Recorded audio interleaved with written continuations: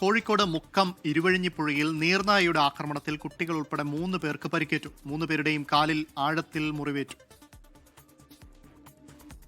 കുട്ടികളൊക്കെ ആയിട്ട് പുഴയിൽ പോയതാണ് കുളിക്കാൻ. അപ്പോൾ ഞങ്ങളവിടെ ചെന്നപ്പോൾ തന്നെ കുറച്ച് ആൾക്കാർ പറഞ്ഞിട്ടുണ്ട്, ഇങ്ങനെ ഒരു സംഭവം ഇവിടെ ഉണ്ട്, അപ്പോൾ ശ്രദ്ധിക്കണം എന്നൊക്കെ പറഞ്ഞിട്ടുണ്ടായിരുന്നു. അതുകൊണ്ട് തന്നെ ഞങ്ങൾ കുട്ടികളൊന്നും വെള്ളത്തിലേക്ക് ഇറക്കിയിട്ടുണ്ടായിരുന്നില്ല.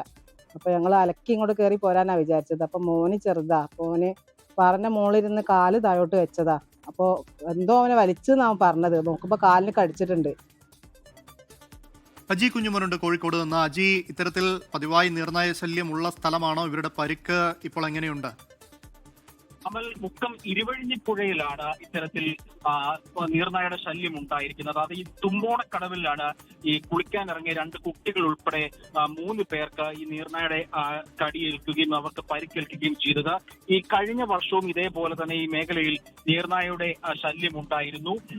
കരിമ്പുന്നതിയിൽ താമസിക്കുന്ന ഖദീജ, കഞ്ഞിരമുള്ളിൽ താമസിക്കുന്ന ആദിദേവ്, ഒപ്പം തന്നെ ഇവരുടെ ബന്ധു വീട്ടിലെത്തിയ 9 വയസ്സുകാരനായ ഫിദർ അഹമ്മദ് എന്നിവർക്കാണ് ഇപ്പോൾ നീർനായയുടെ ആക്രമണത്തിൽ പരിക്കേറ്റത്. ഇവരുടെ കാലിന് ആഴത്തിൽ മുറിവേറ്റ 3 പേരും ഇപ്പോൾ ആശുപത്രിയിൽ ചികിത്സ തേടിയിട്ടുണ്ട്.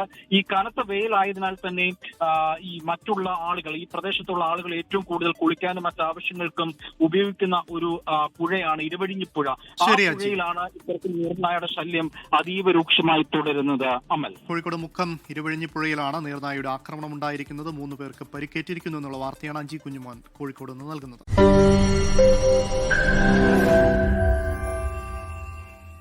ലോകത്തെവിടെയായാലും ഏത് സമയത്തും 24 വാർത്തകളും ഓഗ്മെന്റഡ് റിയാലിറ്റി പാക്കേജുകളും എക്സ്പ്ലെയിനറുകളും വിശദമായി കാണാൻ ഞങ്ങളുടെ യൂട്യൂബ് ചാനൽ നിങ്ങൾക്ക് സബ്സ്ക്രൈബ് ചെയ്യാം.